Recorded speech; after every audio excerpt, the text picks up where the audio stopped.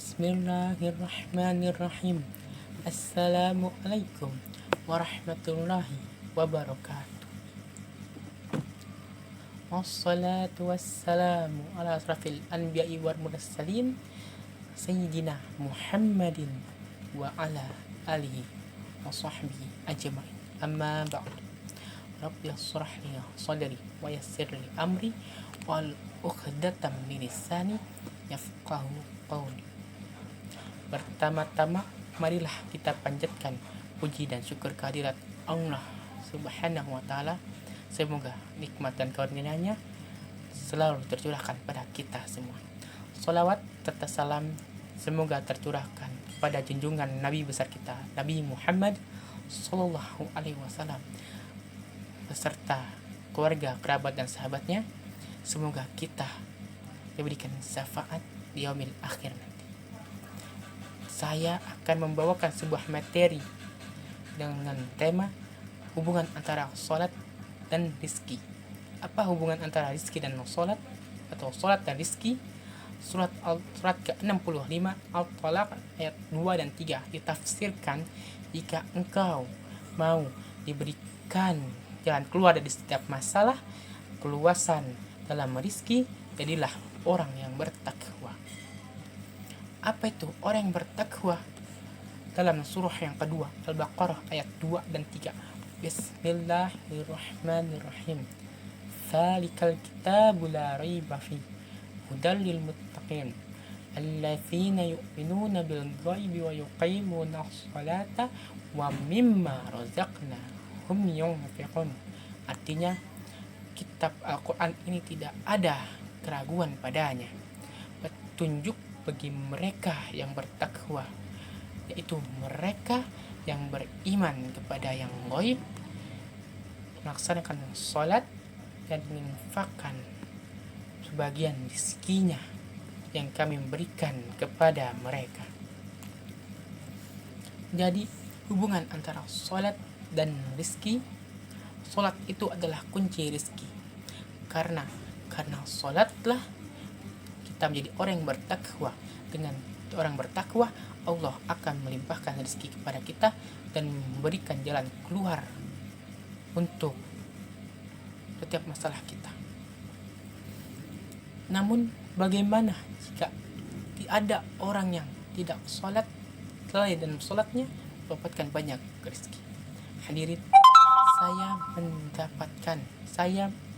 ingin memberikan suatu kisah yang sangat menarik. Terjadi tahun 1376 Hijriah.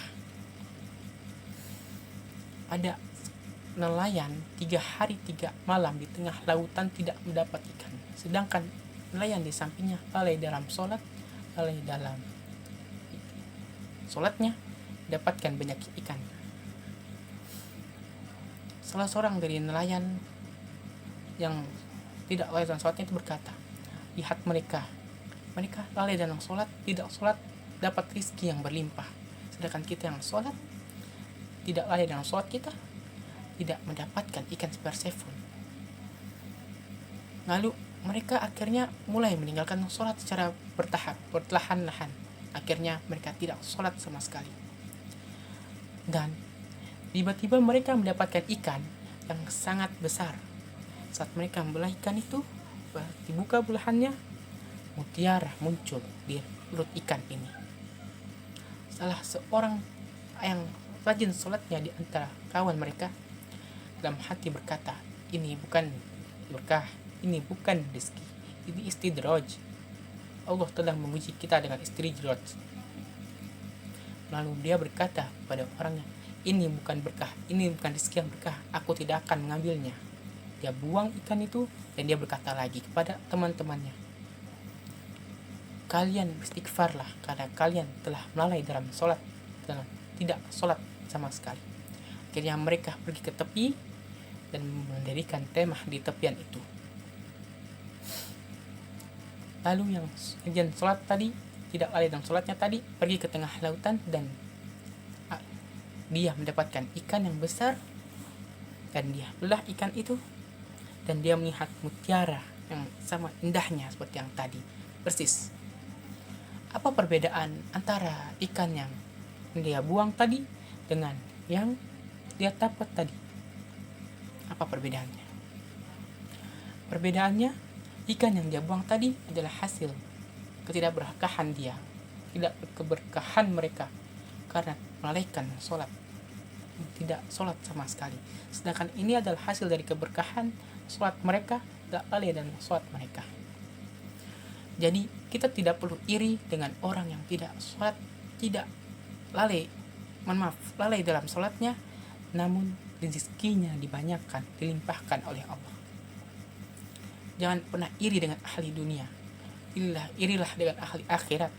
Ada anak umur 4 tahun tidak dapat melihat, namun dapat menghafal juz Al-Quran, sedangkan kita belum dapat melihat, umur bukan 4 tahun, mungkin 4 tahun lebih, atau mungkin 10 tahun lebih, belum tentu dapat menghafal juz Al-Quran. Namun kita, gimana kalau kita sudah sholat, tidak dalam sholatnya, sholat 5 waktu di masjid terus? Coba lihat sholatnya, coba lihat sholat yang kalian lakukan, nikmat atau tidak, khusyuk atau tidak. Karena orang yang sholat, orang yang khusyuk, orang yang nikmat jalankan sholat, orang yang menjaga keindahannya dan kenikmatannya sholat, tidak akan mendapatkan himpitan, kesempitan dalam rezekinya. Tidak mungkin. Karena sholat itu adalah kunci dari rezeki. Jadi kita kalau sholat, jangan kita pikirkan hal dunia saja, pikirkanlah hal akhirat. Kalau kita sedang sholat, sholatlah seakan-akan itu adalah sholat terakhir kalian. Jadi kesimpulan yang dapat saya temukan, jangan berpikir tentang dunia ketika sholat, berpikirlah akhirat ketika sholat. Tapi jangan berpangku dengan sholat dan doa, karena Allah ingin melihat kita berikhtiar. Dengan seperti kisah ibunda Ismail alaihissalam dengan berlarian ke bukit Safa dan Marwah.